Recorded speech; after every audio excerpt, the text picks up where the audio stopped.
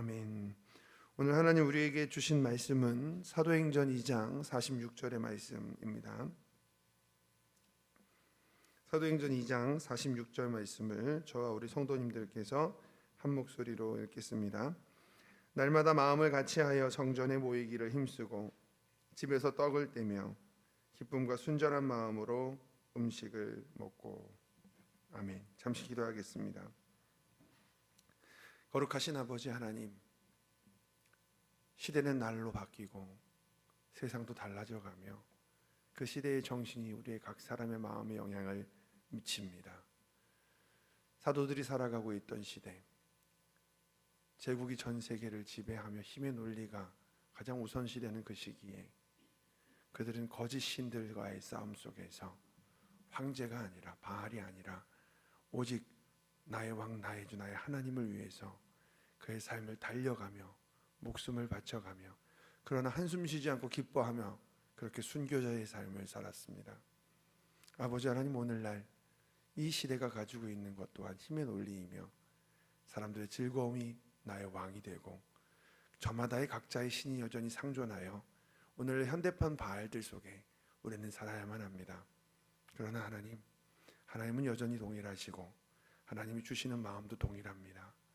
우리도 이 세상을 살아갈 때에 세상에 그 무엇이 아니라 오직 나의 왕, 나의 주, 나의 하나님만이 왕이심을 고백하며 하나님은 선하시며 기뻐하시고 온전하신 뜻을 분별하고 또한 하나님의 뜻이 하늘에서 이루어진 것 같이 나를 통해 이 땅에서 이루어지는 것에 온전히 몰두하고 목적을 삼아 그 길을 달려나갈 수 있는 자들 되게 하여 주시옵소서. 예수님의 이름으로 기도합니다. 아멘. 좋은 새벽입니다. 하나님이 우리와 함께 하시고 도와주십니다. 이제 2025년이 정말 딱 3일 남았습니다. 마지막 남아있는 3일의 카운트다운 가운데서 여러분들과 끝까지 함께 할 수 있게 됨을 하나님께 감사드립니다. 우리는 지난 시간들을 통해서 초대교회가 가지고 있었던 4가지 핵심적인 사역들, 4대 사역들을 상고하면서 교회가 그것들을 오늘날도 온전한 모습으로 지니고 있는지를 생각해 보았습니다. 또한 우리는 지난주 금요일을 통해서 그 사역들을 해나감으로 말미암아 생겨났던 열매인 기쁨에 대해서 상고해 보았습니다. 오늘은 그 기쁨이 자라나게 되는 밭, 바로 순전한 마음에 대해서 생각해 보고자 합니다. 어제 주일 설교 본문이 고린도전서 10장 31절이었습니다. 그런즉 너희는 먹든지 마시든지 무엇을 하든지 하나님의 영광을 위하여 하라. 설교가 다 끝나고 오후에 이제 청년들과의 모임까지 다 마무리한 다음에 그 시간이 사실 새벽 기도 준비하는 시간이거든요.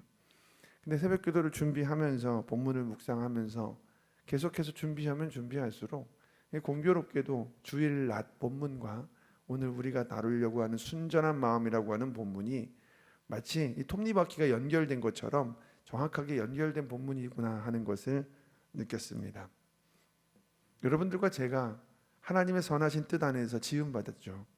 하나님께서 우리에게 지시하시고 가르쳐 주신 목적지는 이 땅에 유한한 것이 아닌 영원한 천국이며 하나님의 영광이라고 하는 참되고 영원한 가치입니다. 하나님의 영광을 향해 목적지로 우리가 나아갈 때 여러분, 많은 경우에 우리가 자의적으로 혹은 의지적으로 내 영광이 아니라 하나님의 영광을 따라야 되겠다라고 생각하며 나갑니다. 그건 어쩔 수 없습니다. 우리는 신실하지 않기 때문에 매일매일 다시 리셋되는 겁니다. 자기 동기부여를 주는 것이죠. 그런데 그렇게만 생각해 보면은 이 길이 참 무거운 멍에처럼 느껴질 수도 있을 것 같습니다. 내가 기뻐하는 길은 저쪽인데 인생의 목적이 이쪽이라고 하니까 강제적으로 마음을 억지로 이끌어가면서 무거운 몸을 이쪽 방향으로 계속해서 끌고 가는 거라면 참 괴로울 것 같습니다. 여러분, 그러나 만약 우리가 마음 가운데 순전한 마음으로 그 길을 걸어가게 된다라고 한다면 오히려 우리는 그 길을 콧노래를 부르며 기뻐하며 춤을 추며 갈 수 있게 됩니다. 바로 하나님의 영광이라고 하는 우리의 마음을 가득 채워야 되는 인생의 목적을 순전한 마음이 되어서 가기를 소망하는 겁니다. 여러분, 오늘 우리가 초대교회 성도들이 날마다 기뻐하며 함께 모여서 예배하고 또한 집에서 기뻐하고 떡을 뗐었던 바로 그 원동력이 됐던 마음의 엔진, 순전한 마음에 대해서 잠시 상고해 보도록 하겠습니다. 순전한 마음의 헬라어 아펠로스테라고 하는 이 단어는 이렇게 해석이 됩니다. 마음이라고 하는 밭에서 여러 가지 걸림돌들이 있는데 이 돌들을 제거한 상태입니다. 우리의 마음에는 다양한 돌들이 있습니다. 나라고 하는 걸림돌이 있습니다. 내 소욕, 내 영광, 내 자아, 내가 원하는 그 무엇인가가 내 마음을 하나로 만들지 않고 잘게 쪼갭니다. 그러니까 우리 마음 가운데 내가 원하는 바가 다양한 방면으로 들어와서 일종의 걸림돌이 되어져 있습니다. 마틴 로이드 존스 목사님의 사도행전 강의를 읽어보니 이 아펠로스테라고 하는 단어를 로이드 존스 목사님은 이런 식으로 해석했습니다. 나누어진 마음. 나누어진 마음이 되면은 그 사람은 불행한 삶을 살게 된다. 그리스도인들이 불행한 이유는 마음이 나누어져 있기 때문이다. 여러분, 두 마음을 품지 말라는 얘기를 많이 들어보셨을 겁니다. 우리 마음 가운데에 순전한 마음을 갖고 하나된 마음을 갖고 단순하게 그 자리를 그리스도로 가득 채우게 된다면 우리는 하나님의 영광을 위한 여정을 기쁨으로 갈 수 있게 됩니다. 그런데 마음이 나누어진 순간부터 우리가 세상과 하나님 사이로 나누어지는 마음을 왔다 갔다 하면서 삶이 피곤해지고 불행해진다라는 말을 하는 겁니다. 여러분, 우리가 성령의 충만함으로 세워지게 된 교회를 살펴보는 중 아니겠습니까? 성령께서 우리 가운데 계십니다. 오늘도 말이 또 잘 안 나오네요. 여러분들 가운데 성령님이 계십니다. 믿으십니까? 그분이 우리의 왕이시고 주인 되십니다. 연약한 나의 의지를 하나님께서 이끌어 주시고 계십니다. 우리는 잘 모르지만 고개를 들어 하늘을 보면 흘러가고 있는 모든 자연 만물 속에서 하나님은 이미 우리에게 말씀하고 계십니다. 우리가 그분의 음성에 순종하기 시작하면은 놀라운 일들이 벌어지는데 그 중에 하나가 바로 나의 마음에 있었던 다양한 걸림돌들을 제거해 가시는 겁니다. 내 자아, 내 소욕, 내가 원하고 즐기려고 했었던 세상적인 영광들을 하나님께서 깨끗하게 하십니다. 하나된 단순한 마음에 오직 하나님을 사랑하는 마음으로 채우십니다. 여러분, 성령은 사랑케 하시는 영이거든요. 그래서 오늘 우리가 순전한 마음이 되면 이 길을 걸어가는 게 기뻐집니다. 콧노래를 부르면서 춤을 추면서 가게 됩니다. 오늘날 우리가 하나님의 영광을 위해 살고 싶지만 그것이 잘 안 되는 이유, 그 길을 걸어가는 것이 너무 무겁고 힘든 이유는 아직 우리의 마음이 두 마음이거나 나눠져 있는 마음이기 때문입니다. 내 속에 여전히 중요한 것들이 얼마나 많은지를 한번 생각해 보시기를 바랍니다. 여러분들에게 가장 중요한 것은 무엇입니까? 우선순위가 많이 나눠져 있겠지만 성령께서 임하시면 모든 우선순위가 하나로 재편됩니다. 과거에는 마음을 나누어서 영역을 정해 놓은 다음에 이 영역은 이쪽에 있는 사람이 넘어올 수 없는 영역, 이 영역은 이쪽에 있는 것이 넘어올 수 없는 영역이었습니다. 그런데 성령께서 임하시면 마음이 하나로 재편됩니다. 순전한 마음, 하나님의 영광이라고 하는 하나의 밭 안에서 우선순위가 생기는 겁니다. 나눠지는 것이 아니라 오직 하나님의 영광이라는 하나의 단순한 마음 속에 다양한 것들이 들어오고 새롭게 재정렬된다라고 말할 수가 있겠습니다. 성령님이 임하시면 단순함의 기적이 일어나기 시작합니다. 마음이 아주 단순해집니다. 세상에서 어떤 일을 결정하는 데 있어서 우리가 이것은 무엇이고 저것은 무엇이다라고 하고 다양한 기준과 다양한 내 이득을 계산하면서 그것을 생각했었는데 이제는 딱 하나의 기준만 남습니다. 이것이 하나님의 영광이 되는가? 이것이 하나님이 기뻐하시는가?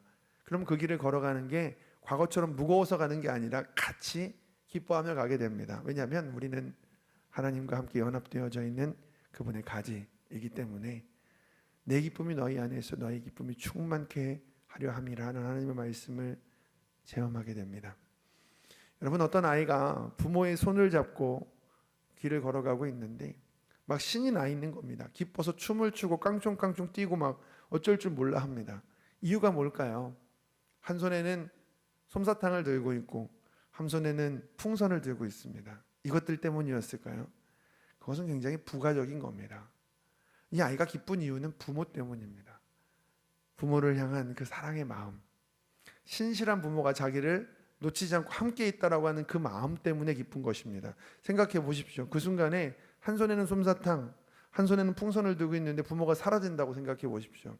곧바로 공포가 다가올 겁니다.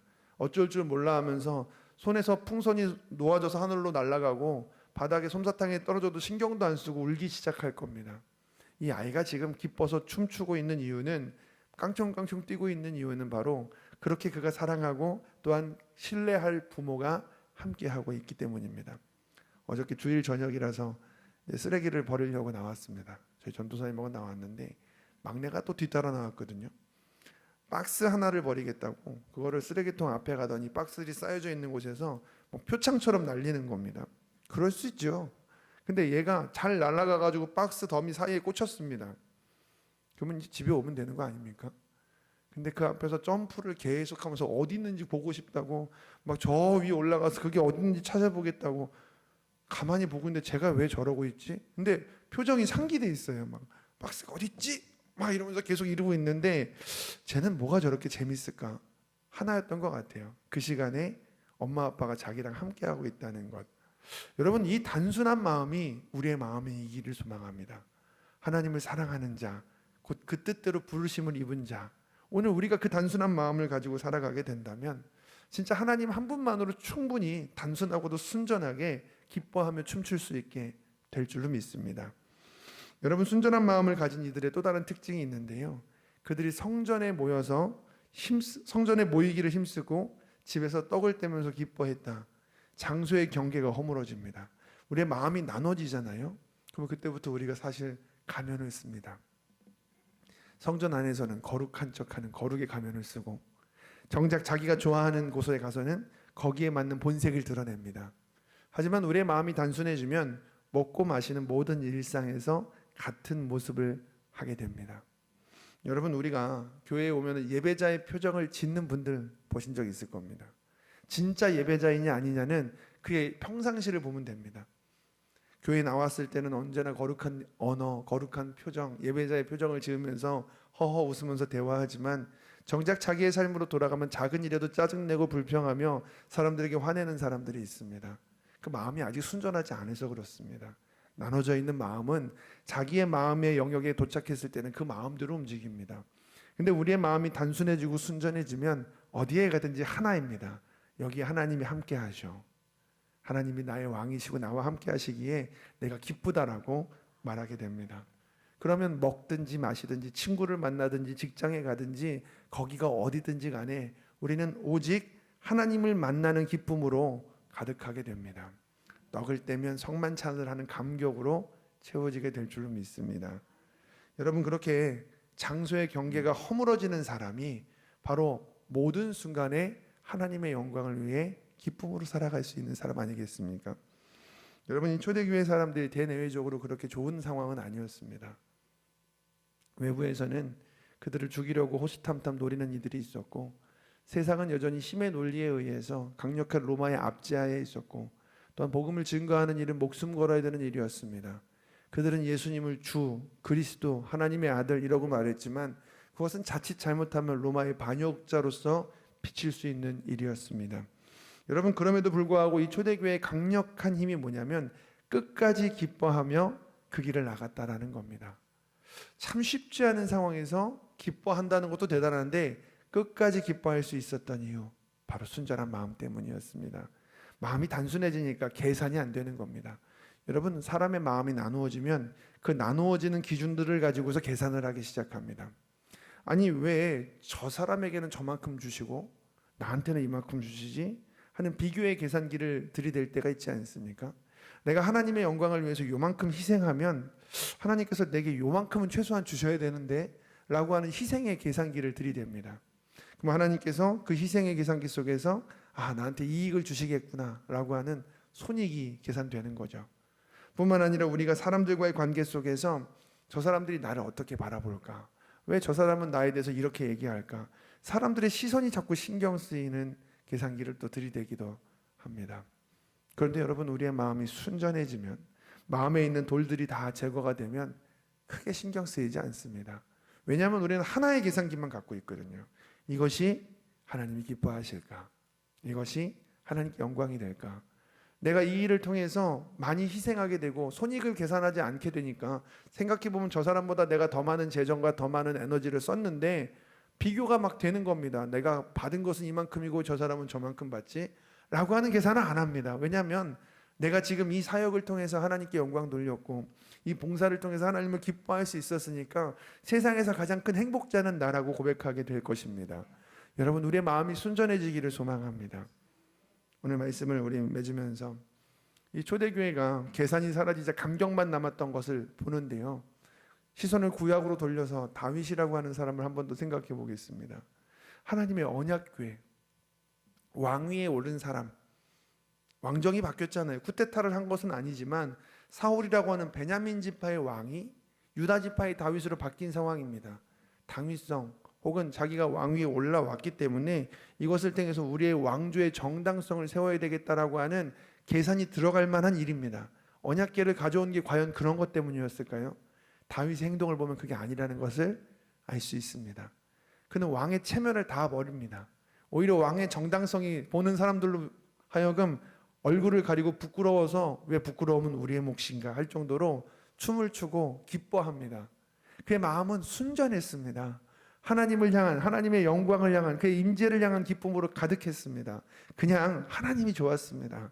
그러니까 하나님의 언약의 궤가 들어오니까 왕의 체면은 다 날려버리고 기뻐하며 춤을 추기 시작합니다. 만약에 그가 계산을 했다면 그 앞에서 내가 왕으로서 가장 적절한 사람이요 라는 걸 보여주기 위해서 갖가지 정치적인 퍼포먼스를 했을 겁니다. 하지만 다윗은 그렇지 않았습니다. 그는 단순했습니다. 하나님을 사랑했고 그것이면 좋겠습니다. 여러분, 바로 이 마음이 우리의 마음이었으면 좋겠습니다. 순전한 마음으로 우리가 이 세상을 살아가게 되면 우리도 이 순간에 우리의 행동과 삶 속에서 하나님을 기뻐하는 춤과 노래, 찬양으로 가득하게 될 줄 믿습니다. 기도하겠습니다. 거룩하신 아버지 하나님, 우리의 마음을 복잡하게 채우고 있는 많은 돌덩어리들이 남아 있습니다. 내 자아, 내 소욕, 내가 사랑하고 원하는 것들로 마음이 두 마음이 되고 세 마음이 되어 나눠져 있습니다. 그러나 성령께서 우리 가운데 계실 때, 우리의 마음밭을 기경하실 때 그 많은 돌들을 치워주시고 단순하고도 순전한 마음이 되게 해주십니다. 이제 하나님, 내 마음밭에 오직 하나님 당신만을 모십니다.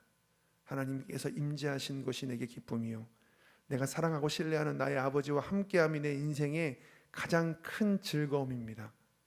그러므로 주여, 이 시간 고개를 들고 하나님을 찬양하는 기쁜 마음이 장소를 벗어나 어디에 가든지 간에 먹든지 마시든지 무엇을 하든지 우리의 삶의 찬양으로 나타나게 하여 주시옵소서. 예수님의 이름으로 기도합니다. 아멘.